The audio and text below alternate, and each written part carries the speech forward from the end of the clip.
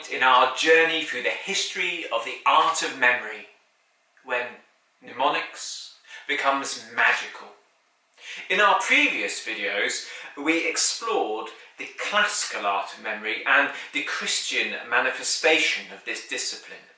So be sure to watch these so you have a firm foundation of understanding when I make references back to these.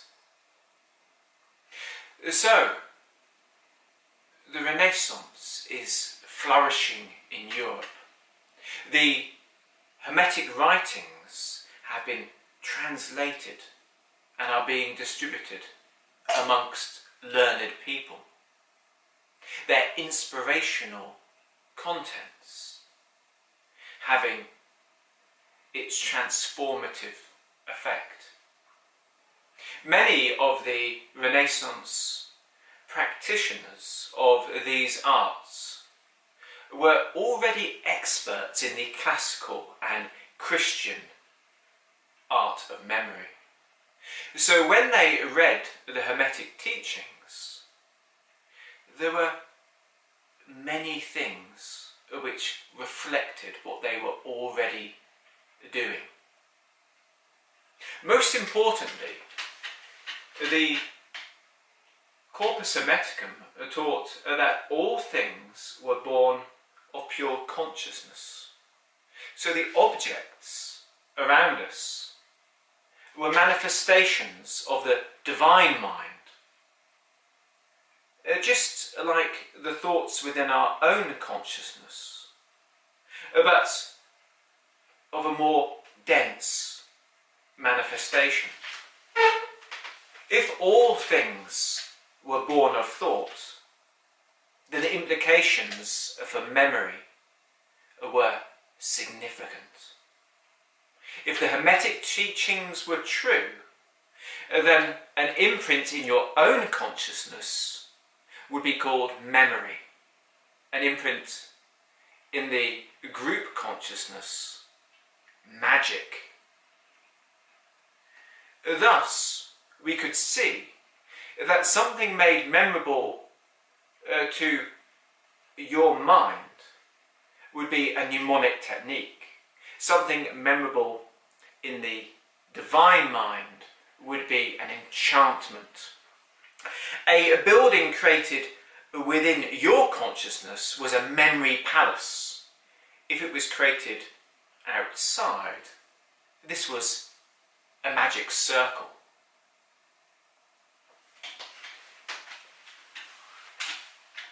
They were convinced that the art of memory was truly a Hermetic practice, because not only was Hermes Trismegistus a messenger, and all messengers practiced memory in order to be able to convey their important information, but also within the works it was stated clearly that through a memory of divine images and lessons you could create a connection with higher forces. When reading within the Hermetic writings of ancient Egyptian practices which involved using sympathy to draw down the original divine forces into statues, the Magi of the day connected this with the Christian art of memory, with the corporeal similitudes, the human figures that you would put in your memory palace to bring about virtue. But the Hermetic practitioner had a far more lofty goal. To them, virtue was just a preparatory. No, they weren't going to create images in order just to improve their character. They were going to draw the very divine powers down into themselves. They were going to take these divine forces and press them firmly within their immortal soul to transform themselves into a god. They would shine like the stars themselves in eternity. They divided their art into the square, the curved and the word art. The square was when you would form a memory palace of the elements and master those forces so that the humours within you were in a perfect balance and you were a fit receptacle for these higher divine blessings. Then the next palace would be formed, normally based on a curve. This could be a theatre, but more often it was based on the celestial layout of the world. It could be the planets, it could be the zodiac, the mansions of the moon, the decans. Remember how this is actually a return to some of the things we saw in the classical art of memory, when by reflecting the outer scheme of existence within yourself, it would cause a transformation in your consciousness. And then, when these divine forces were balanced and in harmony within yourself, you could move on to this secret word art, the final step in the process. The mechanism behind this practice was as follows. Your memory temple would have locations that connected with the original divine forces, whether they be a statue or an image that was related to one of them. These would be so detailed and so involved that you could contemplate them fully. You could meditate upon them so you would link with that divine force. This divine force would shine into you as a shadow. You'd be sitting in the shadow of a divine idea and it would transform you. You would start to become divine, and the powers and the abilities of that divine energy would start to show themselves within you naturally during your life. You could also use this in a practical way. You could create an image that this energy would shine through, which would create a shadow on the world outside you, which would make something happen. This would be a way of influencing the world practically through this Hermetic art. Now, do you remember the Christian art of memory when they used to use the levels of heaven as part of their memory palace? Within the Hermetic writings, there were, of course, stages of evolution which were related to travelling through the 7 planets. And these were obviously the same thing. So beyond your own evolution, it was thought that you could step out of yourself into these heavenly realms using this sacred art.